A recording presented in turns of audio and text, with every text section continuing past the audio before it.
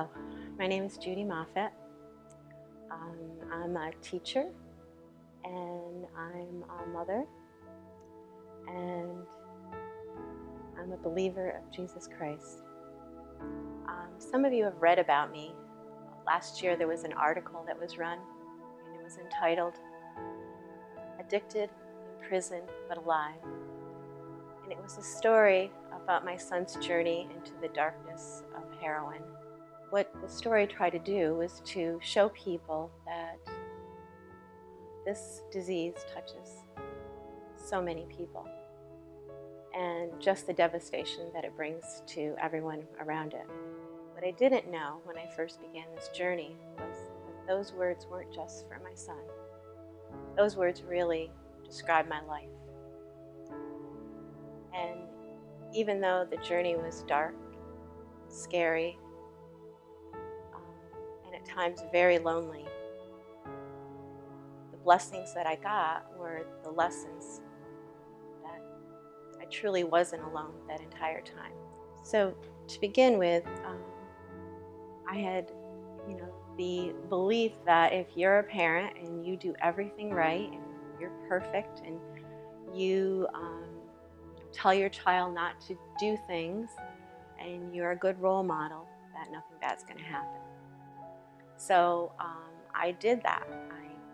With my son, he was in Boy Scouts, he was in karate, he was on Little League, he was on soccer, he was a straight A student throughout school, and I was kind of patting myself on the back. We've done a good job. During his middle school years, he started acting out and just, his grades were dropping, and I was hearing people say, well, if he was my son, I would do this, so I took away privileges, I did everything that a good mother should do. I didn't want him to be late for school when he was oversleeping, so I would get him up, and he was just very angry with me, not appreciative of what I was trying to do for him. So it got a little scary, and then when I found out that it was drugs, it was like the end of my life. I just couldn't believe that he was doing things like that. So I set out to do what I believed was the right thing, and that was to set out to control everything and to try to get the people out of his life that were what I thought was the cause of it. It just got worse. So I didn't really know where to turn. At that point, I didn't even have a church. I didn't go to church. I sent my son to church school. He made his first communion, but I never modeled it. But I never thought to even look to God for help on this. It wasn't even in my thoughts at that time. So enter high school, and my son is going to be coming to my school. I went to all his teachers and told them about what was going on and asked for their assistance in it, and thought maybe we had this figured out, but that wasn't the case. I still didn't know where to find help, and no one else seemed to know where to find help either. We continue on with this, and when my son turns 17, he moves out of the house. So he moved out and moved in with drug dealers. And he's only 17, and it just got crazy. And even then, I was going after people. I would search the streets till all hours in the morning looking for my son. I would threaten drug dealers. I had all their text numbers, and I would call them and threaten them and beg them. And some of them were kind and just would tell me what I wanted to hear. But so it was just, it was a mother's worst nightmare. I'm really feeling pretty lost. So, but I still continued to do what I could. I went to all these different police. I went to Fort Edward Police. I went to state police. I went to sheriffs. And when my son was late 17 or 18, he gets arrested at a place where I didn't go.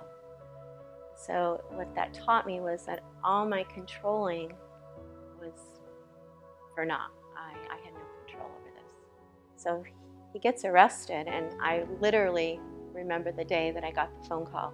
He got arrested for selling cocaine, and I fell to my knees, and I remember saying, I will never be happy again. This is the end of my life. I'm never going to be happy again. And that was a whole scary process.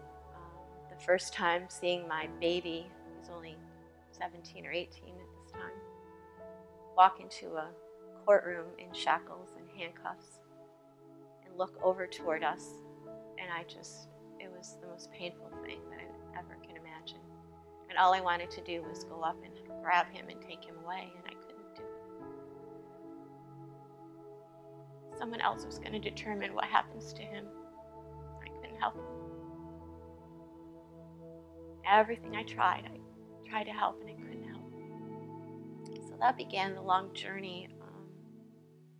He ended up becoming a felon and went away to shock incarceration. And during the course of that, I just figured I was going to love him back to health. I was going to fix this by loving him. And I wrote to him every single day that he was there. I would visit him every visit, which was a 6-hour drive each way. I couldn't imagine my child, my baby, being there all alone and not feeling like someone loved him. So he came home probably after a year or so, and I thought, wow, he's like perfect. It worked. You know, all my pain, it was worth it. And came home, and I was just so happy, and my husband was getting along with him, and they were best friends, and I'm like, oh my gosh, this is what I've always wanted. I just figured we're all done. This is it. It was a little bump in the road, and we went on our merry way. And it lasted for a while, but then the signs of the brokenness in my son and in our family just came back again. And it wasn't long that my son began his journey again, spiraling out of control. And I'm starting to learn about addiction. I didn't really understand it. I thought it was a moral failing. I thought it was he was angry and he was just trying to get back at me or get back at his dad. And I just thought, you know, just say no, just stop. I didn't understand, but I started to learn. As being a teacher, I knew there had to be an answer somewhere. So I find out he gets arrested for having possession of OxyContin. And again, I didn't know anything about opiates at this time. I wasn't really sure what that meant. But I was starting to learn a little more and starting my program, which when you go into this program, it says it's a spiritual program, not a religious program. And we can say higher power. We didn't have to say God. But I chose to say God. And I have to admit, you know, all these years, I never could give God any power. I didn't have a relationship with God. I believed in God because I was afraid if I didn't believe in God that something bad was going to happen. And when all this happened with Nick, I thought I must be getting punished for something. You know, I just knew I must have done something. And I even went through, like, what did I do when I was, you know, in utero? Like, did I do something wrong? And that now my son is getting punished for what I did wrong. And it was really scary, and I didn't turn to him because I didn't think he loved me at all. But during the time I was learning this program, and now I look back and I know God brought me to this program. When I started Nar-Anon, the first step is that you're powerless over addiction. You're powerless over other people. And when I started to learn that, you know, first when I heard it, I'm like, that's crazy. That can't be. I've always been able to control things. But that was really, it was freeing when it happened. And the second step is that I could turn it over to a higher power. That someone could take this. And so because I chose God, but I didn't have a real strong relationship, I kind of did the fake it till you make it. Said, let me just try this. And you know, each time I did that, I felt some comfort. And so I just kept trying and walking up the steps. And, you know, turning, my fear into faith. But it was always, I would give it to him and I would take it back. And I wasn't trusting him yet. My son kept spiraling out of control. And then I find out it's heroin. And I didn't even, I'd heard about heroin and I couldn't believe that. I just couldn't believe it. I tried one more time to control this. And he was supposed to go meet with his lawyer, and I was stepping out of it, but I decided he hadn't met with his lawyer, so I was going to go home and drag him out of bed and get him up to the lawyer. And I went home, and what I saw was what made me fall to my knees finally and give it up to God, and that was my child's face was mangled. Someone had punched him in the face. His face was swollen. His eyes were swollen. And I just was hysterical. And it made me realize that I cannot control this. I can't do it. Nothing I did would stop it. At that moment, a calmness came over me. And I just knew I was done doing what I had been doing. I was done trying to control it. I was turning him over to God. A couple hours later, I get a phone call from a state police person who had been very kind to me before this, and he said, "Your son has been arrested, and I want to know what you want to do." And I said, "I want him to stay there because I was afraid he was going to die." I felt some peace, and I did say out loud, "Thank you, God. You just answered my prayers." Because I do believe that if my son had stayed out another night, he wouldn't be here. So every time something like this would happen, it just strengthened my belief.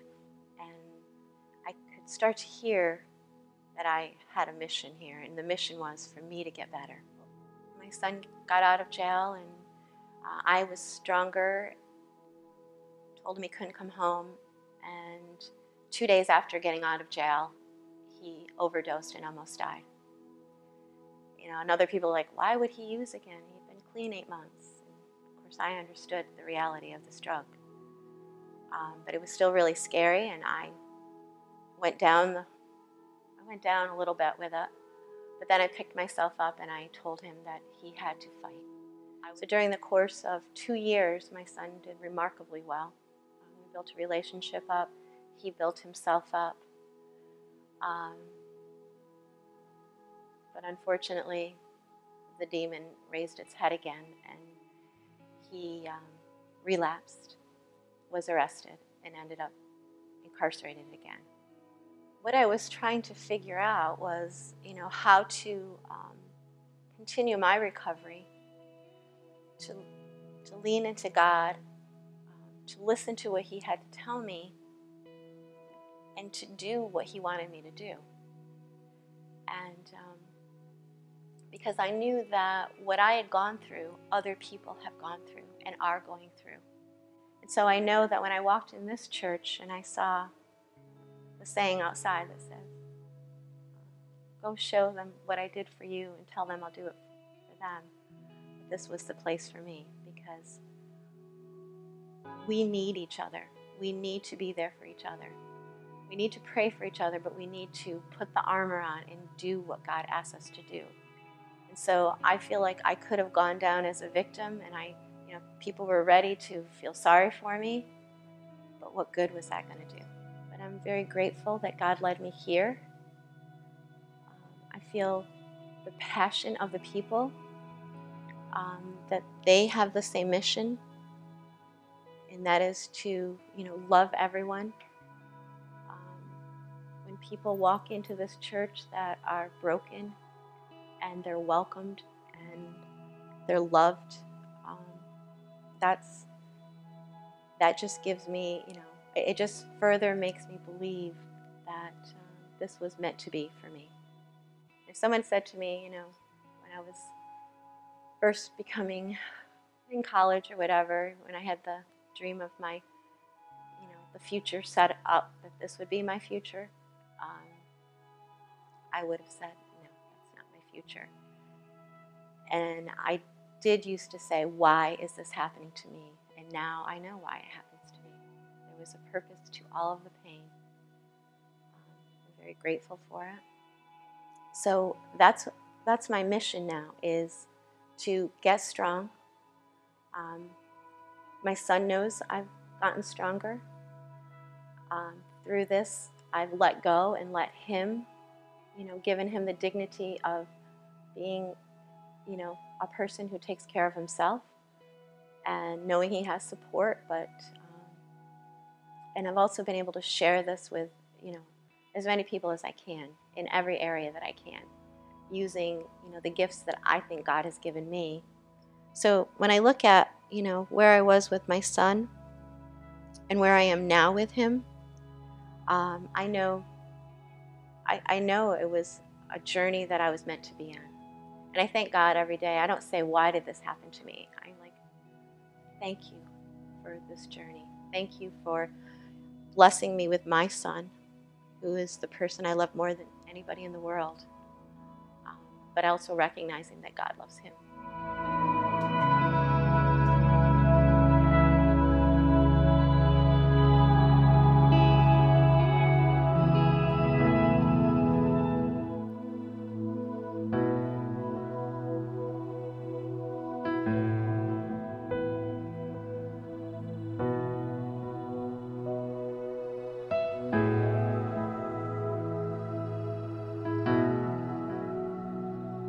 I'm Nick Moffat. I'm Judy's son. Mom, I just want to let you know how much I love you, and I appreciate everything you've done for me and all your support. Thank you.